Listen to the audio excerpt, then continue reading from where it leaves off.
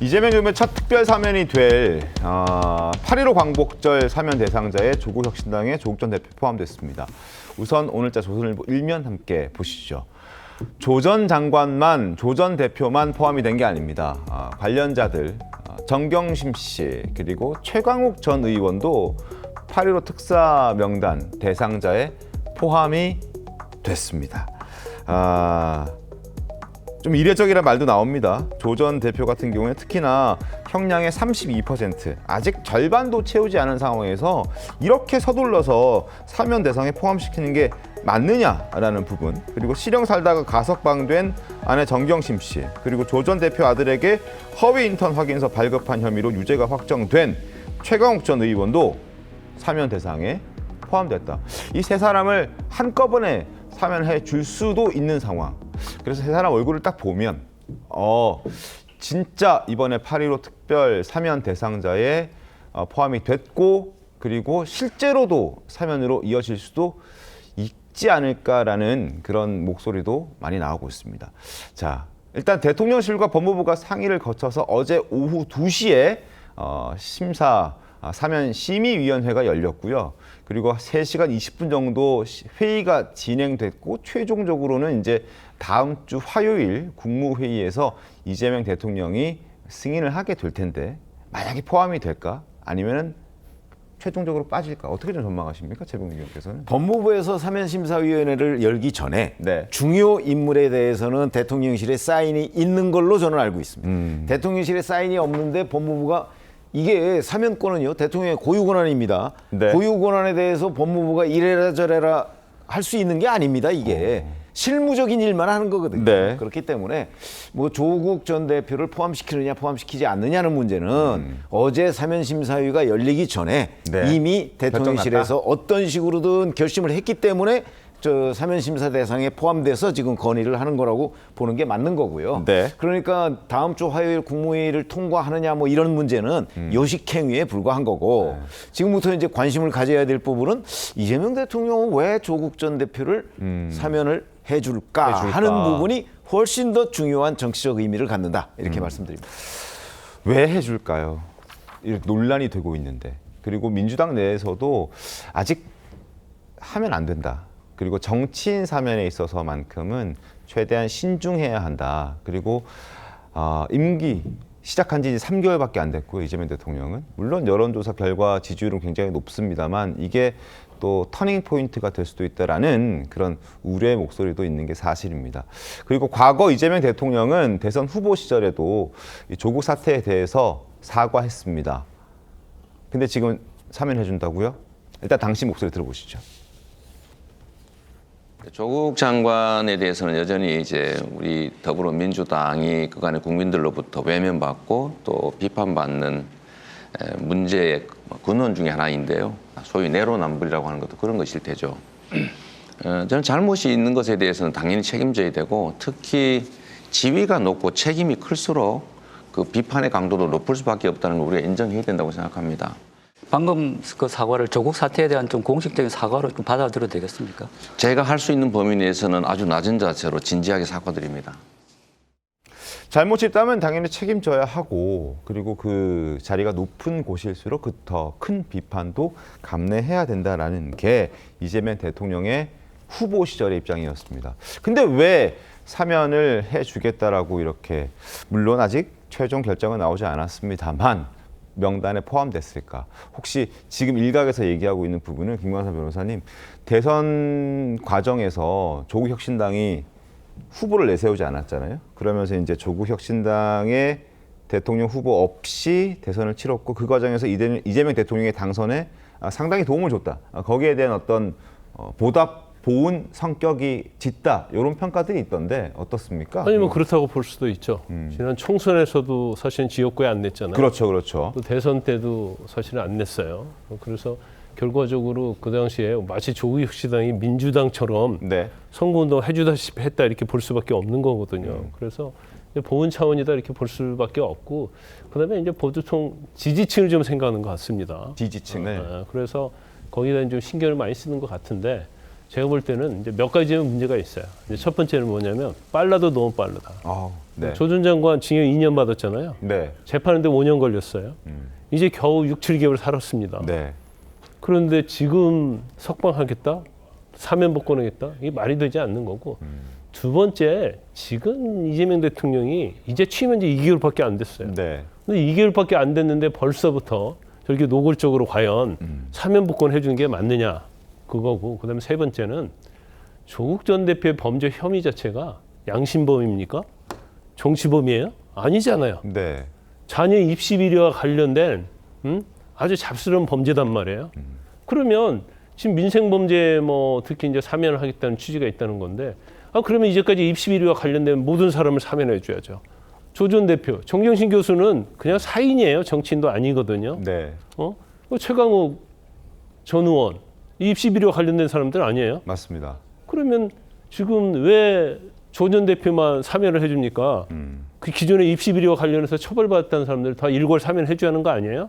그리고 이런 이제 모순적인 것들이 있어요. 그래서 물론 뭐 심정적으로는 전부터 사면을 해주고 싶기 때문에 정성호 장관이랄지 일부 군부를 많이 뗐어요.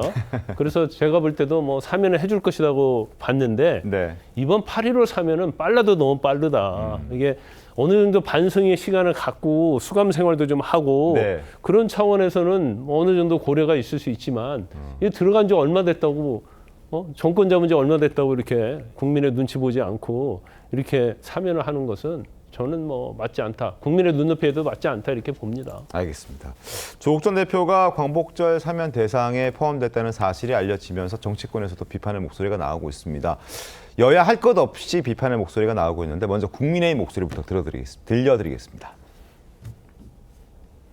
조국 전 대표가 특사 명단에 포함되어 있다는 기사가 사실이라면 정부는 이 부분에 대해서 굉장히 잘못한 것이라고 우리는 강력하게 규탄을 합니다. 광복절 특사가 민생사범을 중심으로 국민 통합과 화합에 긍정적인 효과를 끼칠 수 있는 인사를 사면 대상으로 해야 함에도 불구하고 국민적 불안과 우려가 큰 지탄의 대상이었던 조국 대표를 포함을 시켰다는 것에 대해서 국민과 함께 분노합니다. 자, 국민의힘 목소리 들으셨습니다. 민주당은 어떻게 얘기하고 있을까요? 이어서 확인시켜드리겠습니다.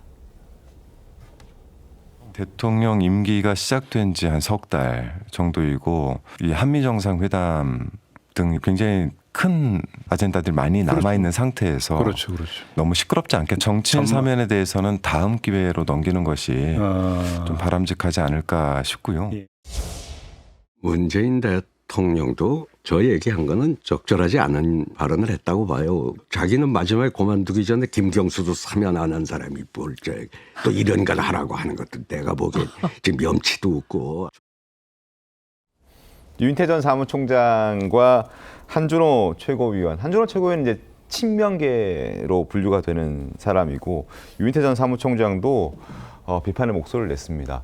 자, 빨라도 너무 빠르다라는 게 지금 정치권의 목소리입니다.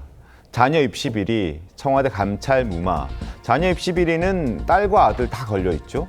아들 시험 대신 쳐주고 또 딸과 관련해서는 뭐 허위 공문서 위조 그리고 뭐 부산대 의전원부터 이제 또 장학금 같은 것들을 수수했던 의혹들 이거 다 대법원에서 유죄받은 내용들입니다. 그래서 2019년 12월에 기소가 됐고 지난해 12월 구속되고 뭐 기소되고 이후에 재판도 굉장히 오래 걸렸고요. 결국 대법원에서 지난해 12월에 징역 2년 확정을 받습니다. 내년 12월이 만기 출소 예정인데 아직 형량이 1년 4개월 정도 남아 있습니다. 보통 3분의 2 정도 형량을 보내야 이제 사면 대상에 포함된다라고 일반적으로는 알고 있는데 그래서 빨라도 너무 빠르다라는 목소리가 여야 할 것 없이 심지어 여권에서도 나오고 있는 그런 모습입니다. 조기현 변호사님 어떻게 좀 보셨습니까? 그러니까 어떤 정권에서도 정치인 사면이 여론의 지지를 받거나 박수를 받는 적은 못 봤습니다.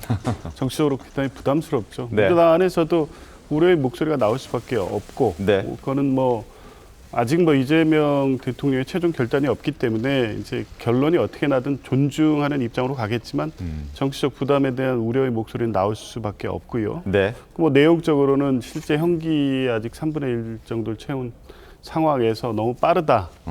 그리고 또 내심 뭐 우려의 목소리가 큰 분들은 조국 전 장관 하면 공정 이슈, 그래서 당이나 정권에 초래한 부담이 큰데 그 부분을 다시 환기시키는 어떤 부정적 흐름을 다시 만들지 않겠나는 우려, 뭐 다양한 우려가 있습니다. 네. 그런데 냉정을 되찾고 한번 다시 보면 네.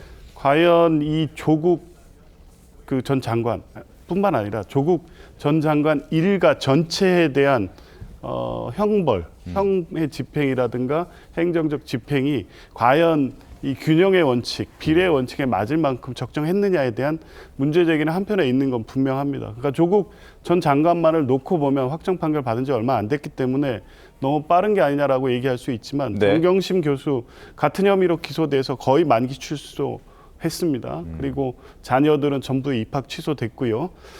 대법원 확정 판결이 있기 때문에 그 부분에 대해서는 계속 몇 년 동안 비판을 받아왔고 당사자들도 사과한 바도 있고 아까 이재명 대통령도 후보 시절에 그 부분에 대한 사과의 입장을 저렇게 밝힌 바도 있습니다. 그렇다면 지금 시점에서는 한번 냉정하게 볼 수 있는 거죠. 조국 장관 일가에 대한 수사의 시작부터 결론까지 그리고 지금 구속된 조국 장관까지 보면 너무 가혹한 측면이 분명히 있다라는 것 때문에 종교계, 학계 또 여러 네. 부문에서 사면 요구가 올라오고 있는 겁니다. 아마 그런 부분을 종합적으로 고려해서 일단 사면 심사의 명단에 들어간 것 같고 대통령도 아마 그런 부분을 충분히 고려해서 최종적인 판단을 하지 않을까 싶습니다. 조금 전에 들려드린 유인태 전 사무총장의 목소리에서도 확인을 했지만 문재인 전 대통령도 우상호 대통령실 정무수석을 만난 자리에서 조 전 대표가 사면 대상에 포함됐으면 좋겠다라고 요청을 한 것으로 지금 전해지고 있습니다.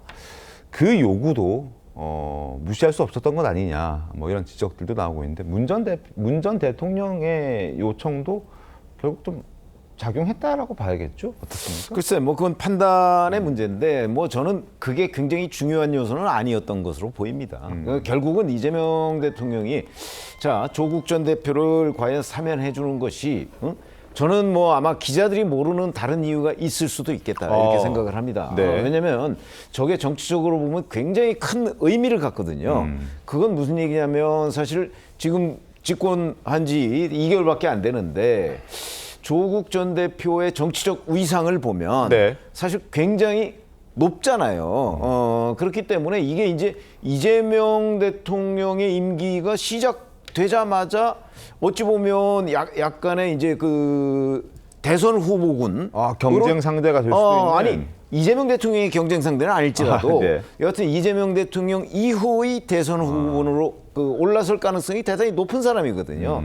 그럼 이걸 정치적으로 본다면 이재명 대통령 정부의 권력 누수가 생길 수 있는 요소입니다. 자, 그런데 그거를 이 대통령이 네. 감수하고서라도 나는 사면을 해주겠다라고 결심한 배경은 앞으로 이제 현장 기자들이 아마 열심히 취재해야 될 부분이 아닌가 저는 그렇게 생각합니다.